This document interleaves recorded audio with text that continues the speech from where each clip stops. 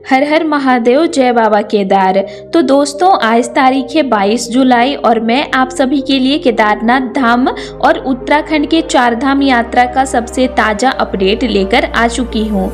दोस्तों, लगातार हो रही भारी बारिश के कारण उत्तराखंड के चारों धाम के कई यात्रा मार्गों पर भारी लैंडस्लाइड हुई है, जिसकी वजह से प्रशासन ने सुरक्षा को देखते हुए कई स्थानों पर यात्रा को अस्थायी रूप से रोक दिया है।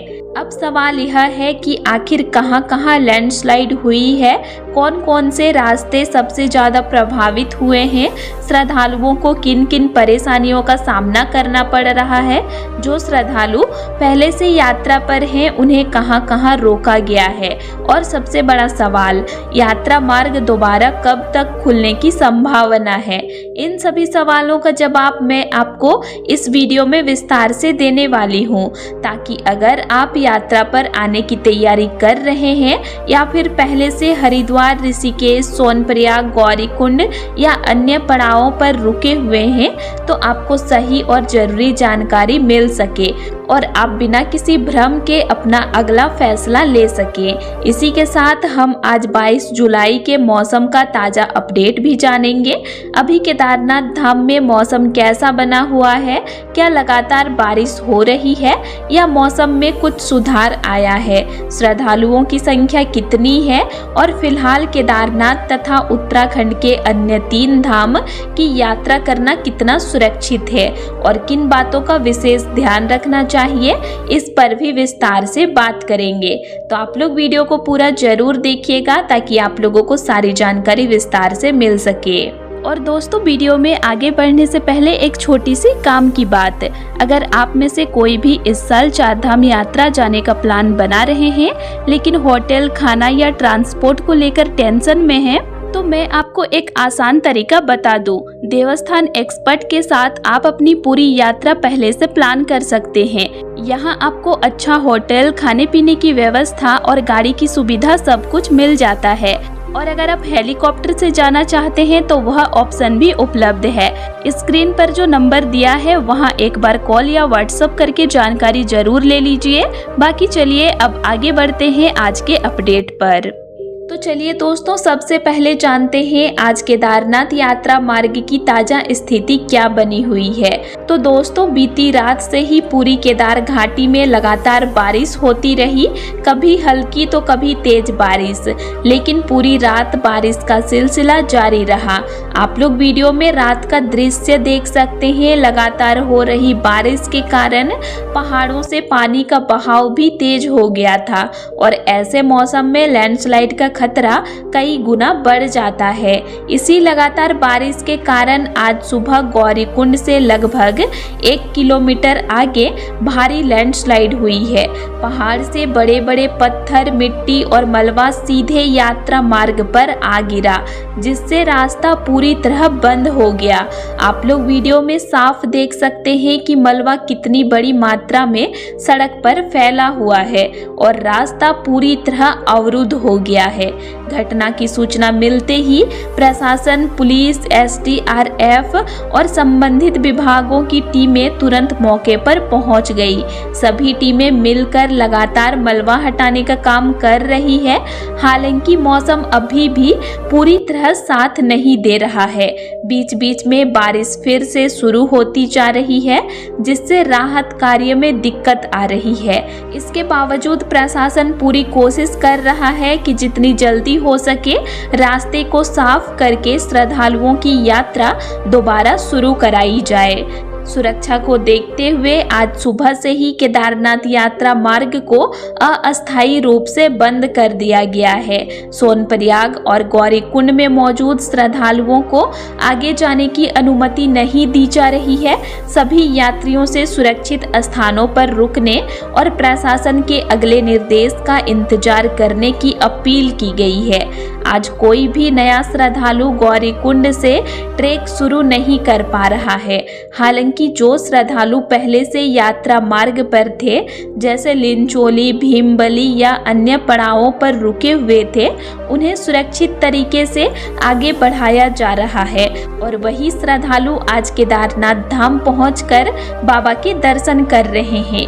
दोस्तों, अगर आपने पिछले कई दिनों से मेरी वीडियो देखे होंगे तो आपने देखा होगा कि लगातार कई दिनों से केदारनाथ यात्रा मार्ग पर अलग अलग स्थानों पर लैंडस्लाइड की घटनाएं सामने आ रही है।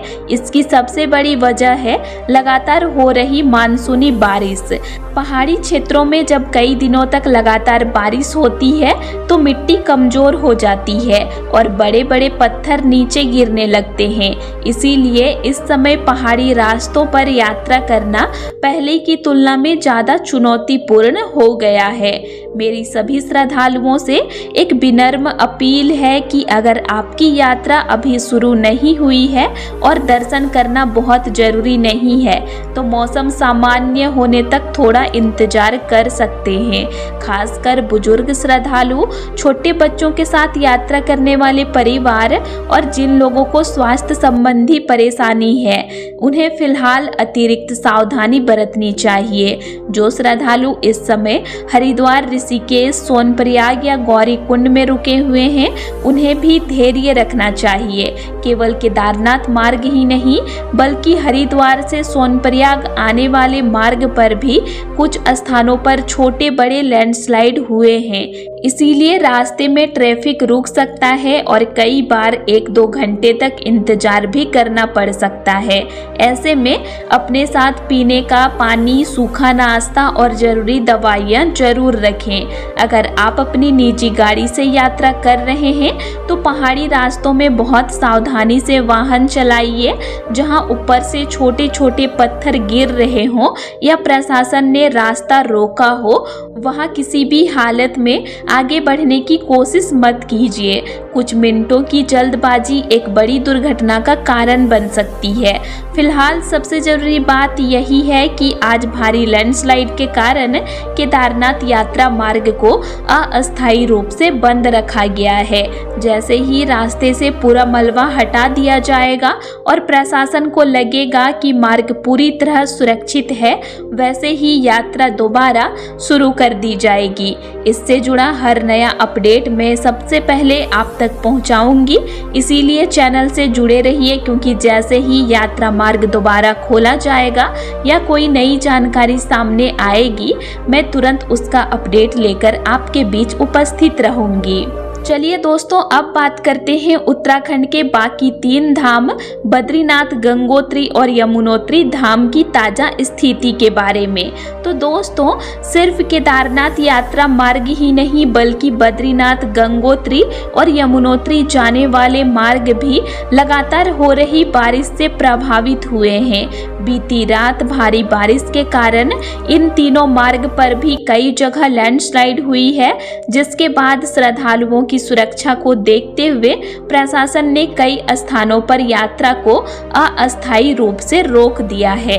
सबसे पहले बात करें बद्रीनाथ राष्ट्रीय राजमार्ग की, तो यहाँ पर भनेर पानी के पास भारी लैंडस्लाइड हुई है।